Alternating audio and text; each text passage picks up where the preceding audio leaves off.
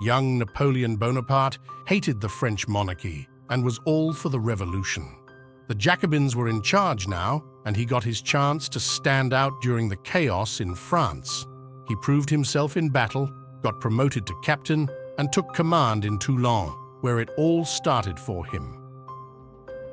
August 28, 1793, the British and Spanish commanders, Admiral Sir Samuel Hood and Admiral Juan de Lángara, responded with 13,000 troops to the request of support made by the French royalist forces after the recapture of Marseille and of the reprisals which had taken place there at the hands of the revolutionaries.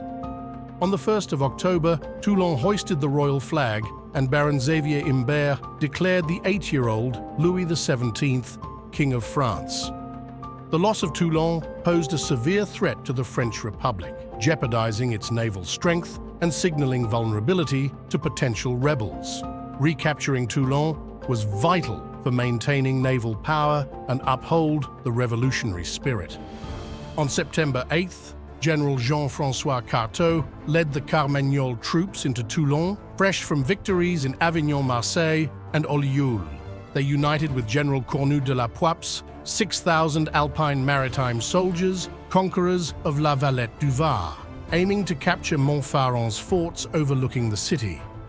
Defying British allegiance, Admiral Saint-Julien de Chabon and 3,000 sailors joined the fray, bolstered by another 5,000 soldiers under General La Poipe, all determined to reclaim Toulon.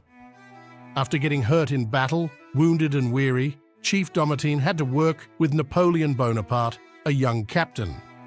It was July 1793, and Napoleon was in the area for a mission. Even though they didn't get along, Napoleon's skills were too good to pass up, and this is where his rise to fame began. In Toulon, despite not seeing eye to eye, Napoleon Bonaparte rallied a strong artillery force. He gathered 100 guns from the region and even convinced the locals to support his siege. With his friends in high places, he brought retired officers back into the fold. Training his troops rigorously in artillery use, Bonaparte was preparing for battle. Yet, he faced setbacks with his less competent officers, prompting him to request more skilled leadership from the Committee of Public Safety to take charge and streamline the operation. In a strategic move, Napoleon Bonaparte planned to seize key forts on Cairo Hill to cut off the enemy's naval supply lines.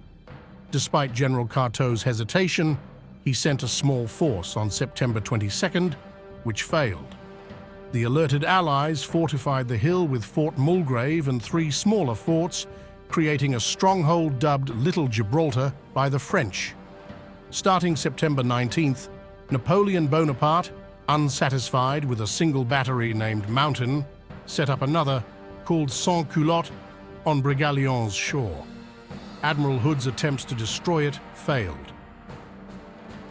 On October 1st, after General La Poipe's defeat at Faron's eastern fort, Bonaparte was tasked with bombarding Malbousquet Fort. Gathering artillery from the region, he amassed 50 batteries with 6 cannons each. By October 19th, now a chief of battalion, he formed a convention grand battery on Arènes Hill, supported by multiple batteries, ready to take Toulon.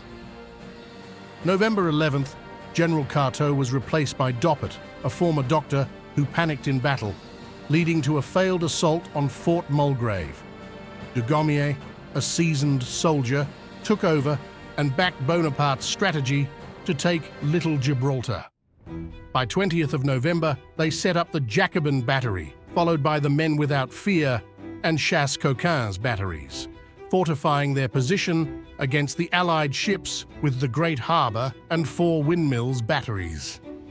On the day of bombardment, the Anglo-Neapolitans made a bold move and seized the Convention battery, but they didn't hold it for long. Dugommier and Bonaparte led a swift counterattack, capturing British General O'Hara.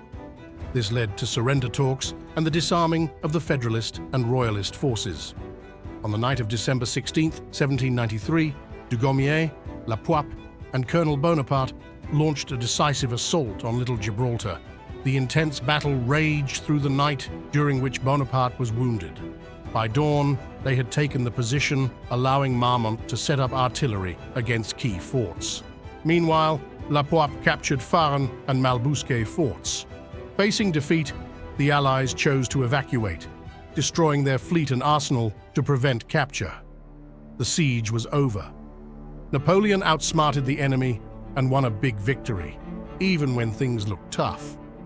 This was just the start, but it showed everyone he was a force to be reckoned with and kicked off his journey to becoming a legendary leader